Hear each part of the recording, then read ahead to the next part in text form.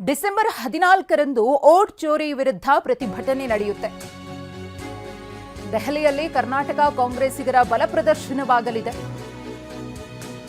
ಇನ್ನು ಈ ಪ್ರತಿಭಟನೆಯಲ್ಲಿ ಭಾಗಿಯಾಗ್ತಾರೆ ಸಿಎಂ ಸಿದ್ದರಾಮಯ್ಯನವರು, ಡಿಸಿಎಂ ಡಿಕೆ ಶಿವಕುಮಾರ್ ಅವರು, ಹಾಗೆಯೇ ಸಚಿವರು. ಕಾರ್ಯಕರ್ತರ ಬಲ ಪ್ರದರ್ಶನಕ್ಕೆ ದೆಹಲಿ ಮಟ್ಟದಲ್ಲಿ ಡಿಸಿಎಂ ಡಿಕೆ ಶಿವಕುಮಾರ್ ಅವರು ಸೂಚನೆಯನ್ನ ಕೊಟ್ಟಿದ್ದಾರೆ.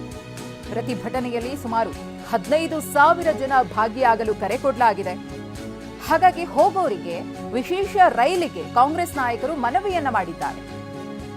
ಆದರೆ ದೆಹಲಿಗೆ ವಿಶೇಷ ರೈಲನ್ನ ಕಲ್ಪಿಸಿಕೊಡುವುದಕ್ಕೆ ಸಾಧ್ಯ ಇಲ್ಲ ಅಂತ ಇಲಾಖೆ ಈಗಾಗಲೇ ಸ್ಪಷ್ಟನೆಯನ್ನ ನೀಡಿದೆ. ಇನ್ನೇನಾದರೂ ಪರ್ಯಾಯ ವ್ಯವಸ್ಥೆಯನ್ನ ಮಾಡಿಕೊಳ್ಬೇಕಲ್ಲ, ಆ ನಿಟ್ಟಿನಲ್ಲಿ ಡಿಸಿಎಂ ಡಿಕೆ ಶಿವಕುಮಾರ್ ಅವರು ಸೂಚನೆಯನ್ನ ಕೊಟ್ಟಿದ್ದಾರೆ. ಬೇರೆ ರೀತಿ ವ್ಯವಸ್ಥೆಯನ್ನ ಮಾಡಿಕೊಳ್ಳಿ, ಆದರೆ ದೆಹಲಿಯಲ್ಲಿ ದೊಡ್ಡ ಮಟ್ಟದಲ್ಲಿ ಶಕ್ತಿ ಪ್ರದರ್ಶನ ಆಗಲೇಬೇಕು ಅಂತ ಹೇಳಿ ಕಾಂಗ್ರೆಸ್ ಕಾರ್ಯಕರ್ತರಿಗೆ ಸೂಚಿಸಿದ್ದಾರೆ. ಕರ್ನಾಟಕದಿಂದಲೇ ಸುಮಾರು 15,000 ಮಂದಿ ಭಾಗಿಯಾಗಬೇಕು. ದೆಹಲಿಯಲ್ಲೇ ಬೀಡು ಬಿಟ್ಟಿರುವ ಡಿಕೆ ಶಿವಕುಮಾರ್ ಅವರ ಆಪ್ತರು ಒಂದು ಕಡೆ ಎಲ್ಲಾ ರೀತಿಯ ಸಿದ್ಧತೆಗಳಲ್ಲಿ ತೊಡಕೊಂಡಿದ್ದಾರೆ. ಡಿಸೆಂಬರ್ 14ರಂದು ಓಟ್ ಚೋರಿ ವಿರುದ್ಧ ಬೃಹತ್ ಮಟ್ಟದಲ್ಲಿ ಪ್ರತಿಭಟನೆಯನ್ನ ಮಾಡುವುದಕ್ಕೆ ಕೇಂದ್ರ ಸರ್ಕಾರದ ವಿರುದ್ಧ ಹಾಗೆಯೇ ಕೇಂದ್ರ ಚುನಾವಣಾ ಆಯೋಗದ ವಿರುದ್ಧ ಈಗಾಗಲೇ ಕಾಂಗ್ರೆಸ್ ಸಾಕಷ್ಟು ಆರೋಪಗಳನ್ನು ಮಾಡಿತ್ತು. ರಾಹುಲ್ ಗಾಂಧಿಯವರು ಪವರ್ ಪಾಯಿಂಟ್ ಪ್ರೆಸೆಂಟೇಷನ್ ಕೂಡ ಮಾಡಿದ್ರು, ಯಾವ ರೀತಿಯಾಗಿ ಮತದಾನ ಕಳವು ಆಗ್ತಿದೆ ಅಂತ. ಈ ಕುರಿತು ಮತ್ತಷ್ಟು ಮಾಹಿತಿಯನ್ನ ಕೊಡೋದಕ್ಕೆ ನಮ್ಮ ಪ್ರತಿನಿಧಿ ಪ್ರಸನ್ನ ಇದೀಗ ನೇರ ಸಂಪರ್ಕದಲ್ಲಿದ್ದಾರೆ. ಪ್ರಸನ್ನ, ಓಟ್ ಚೋರಿ ವಿರುದ್ಧ ಬೃಹತ್ ಪ್ರತಿಭಟನೆಯನ್ನು ಮಾಡೋದಕ್ಕೆ ಕಾಂಗ್ರೆಸ್ ಪ್ಲಾನ್ ಮಾಡಿಕೊಂಡಿದೆ. ಹೇಗಿರುತ್ತೆ ಆ ಪ್ರತಿಭಟನೆಯ ಸ್ವರೂಪ? ಏನೆಲ್ಲ ತಯಾರಿಗಳು ನಡೀತಾ ಇದೆ? ದೆಹಲಿ ಮಟ್ಟದಲ್ಲಿ ಎಷ್ಟು ಈ ಒಂದು ಪ್ರತಿಭಟನೆ ಪ್ರಮುಖ ಪಾತ್ರವನ್ನು ವಹಿಸುತ್ತೆ? ಕಾಂಗ್ರೆಸ್ಗೆ ಹೇಗೆ ಪ್ಲಸ್ ಆಗುತ್ತೆ? ಯಾವ ರೀತಿ ವಿಶ್ಲೇಷಣೆ ಮಾಡಲಾಗ್ತಿದೆ? ಮಧುಶ್ರೀ, ವೋಟ್ ಚೋರಿ ಅಭಿಯಾನವನ್ನ ಕರ್ನಾಟಕದ ಉದಾಹರಣೆಯನ್ನೇ ಇಟ್ಕೊಂಡು ರಾಹುಲ್ ಗಾಂಧಿ ಅವರು ರಾಷ್ಟ್ರ ಮಟ್ಟದಲ್ಲಿ ಪತ್ರಿಕಾಗೋಷ್ಠಿಯನ್ನ ನಡೆಸಿ ದಾಖಲೆಗಳನ್ನ ಬಿಡುಗಡೆ ಮಾಡಿದ್ರು. ಮಹದೇವಪುರ ಲೋಕಸಭಾ ಕ್ಷೇತ್ರದಲ್ಲಿ ಹೇಗೆ ವೋಟ್ ಚೋರಿ ಆಗ್ತಿದೆ ಅನ್ನುವಂಥದ್ರ ಬಗ್ಗೆ ದಾಖಲೆಗಳನ್ನ ರಾಹುಲ್ ಗಾಂಧಿ ಅವರು ಬಿಡುಗಡೆ ಮಾಡಿದ್ರು. ಅದಾದ ಬಳಿಕ ಕರ್ನಾಟಕದಲ್ಲಿ ಸುಮಾರು 1,48,00,000 ವೋಟ್ ಚೋರಿ ಅಭಿಯಾನಕ್ಕೆ ಸಂಬಂಧಪಟ್ಟ ಹಾಗೆ ಕಾಂಗ್ರೆಸ್ ಕಾರ್ಯಕರ್ತರು ಸಹಿ ಸಂಗ್ರಹವನ್ನ ಮಾಡಿದ್ದಾರೆ. ಅದನ್ನ ಎಐಸಿಸಿ ನಾಯಕರಿಗೂ ಕೂಡ ಈಗಾಗಲೇ ತಲುಪಿಸಲಾಗಿದೆ. ಅದೇ ಮಾದರಿಯಲ್ಲಿ ಇದೀಗ ದೆಹಲಿಯಲ್ಲಿಯೇ ಬೃಹತ್ ಪ್ರತಿಭಟನೆ ಮಾಡೋದಕ್ಕೆ ಕಾಂಗ್ರೆಸ್ನ ನಾಯಕರು, ಎಐಸಿಸಿಯ ನಾಯಕರು ತೀರ್ಮಾನವನ್ನು ತೆಗೆದುಕೊಂಡಿದ್ದಾರೆ. ಅದಕ್ಕೆ ಕರ್ನಾಟಕದ ಕಾಂಟ್ರಿಬ್ಯೂಷನ್ ದೊಡ್ಡದಾಗಿರಬೇಕು ಅಂತ ಹೇಳಿ ಡಿಕೆ ಶಿವಕುಮಾರ್ ಈಗಾಗಲೇ ಸೂಚನೆಯನ್ನ ಕೊಟ್ಟಿದ್ದಾರೆ. ಹೀಗಾಗಿ ಕರ್ನಾಟಕದ ಕಾಂಗ್ರೆಸ್ನ ಬಲ ಪ್ರದರ್ಶನ ದೆಹಲಿಯಲ್ಲೂ ಕೂಡ ಆಗುವಂತದ್ದು ಇದೀಗ ಖಚಿತವಾಗಿದೆ. ಡಿಸೆಂಬರ್ 14ನೇ ತಾರೀಕಿನಂದು ಜಂತರ್ ಮಂತರ್ನಲ್ಲಿ ವೋಟ್ ಚೋರಿಗೆ ಸಂಬಂಧಪಟ್ಟ ಹಾಗೆ ಬೃಹತ್ ಪ್ರತಿಭಟನಾ ಅಭಿಯಾನವನ್ನ ಹಮ್ಮಿಕೊಳ್ಳಲಾಗಿದೆ.